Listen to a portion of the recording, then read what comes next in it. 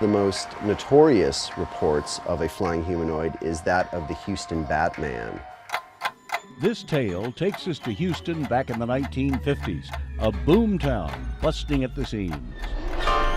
It was 2:30 a.m., June 18, 1953, here in the Houston Heights. 3 neighbors claim they saw something extraordinary just a few feet from here. Hours later, the unearthly encounter was front-page news in the Houston Chronicle.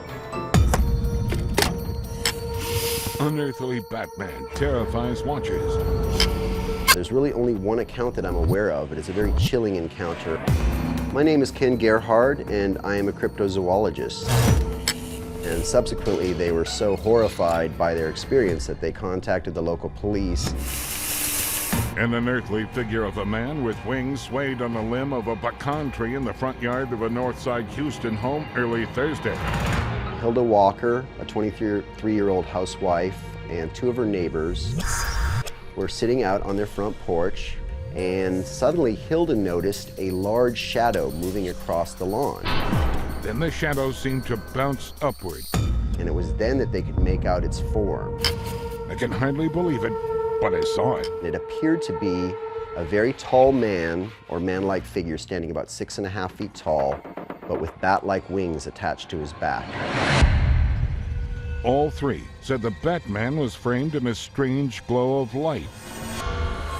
I'm into it, but that's just me. I'm into it. My name is Michael Charles. I'm a graphic designer. We asked this expert artist what he thinks the Batman may have looked like. Give it the qualities of the bat. Give it a slender frame, broad shoulders. Also seemed to be encased in a halo of glowing light. You see it, you freeze in your tracks and just can't move. All the stunned onlookers could do was watch. Our automatic response when we're startled or afraid is to freeze up, the deer in headlights effect. I'm Dr. Peter Norton. I'm Associate Professor of Psychology and Director of the University of Houston Anxiety Disorder Clinic.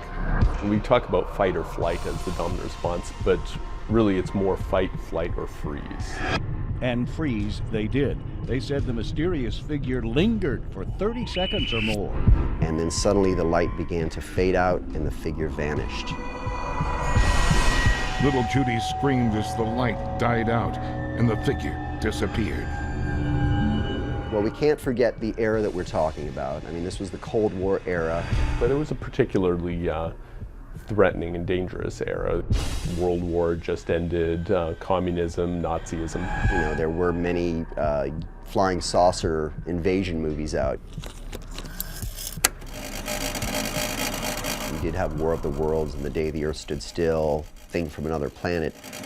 Captain, it was awful. You could have seen those hands and those eyes. Captain, you've got to do something about it. You've got...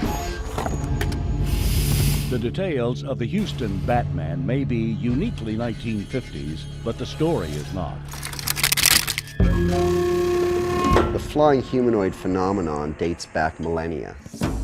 Gerhard, who's finishing a book on the subject, has tracked down similar accounts all over Texas and Mexico.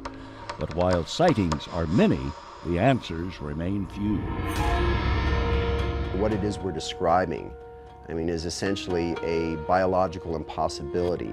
If there were a bat as tall as a man, his wingspan would probably have to be 18 feet or more, you know, from wingtip to wingtip. It's not something that you would easily mistake. I'm probably going to go out on a limb and guess that it probably wasn't a giant winged bat human creature, but who knows? Oh, it's a great legend. It brings more flavor to the city. We may never know what, if anything, visited the Heights on that night in 1953. For now, the Batman creeps deeper into the shadow of legend, vanished like a colony of bats into the night sky. They're coming up right now, But remember, just because we can't see them doesn't mean they're not there.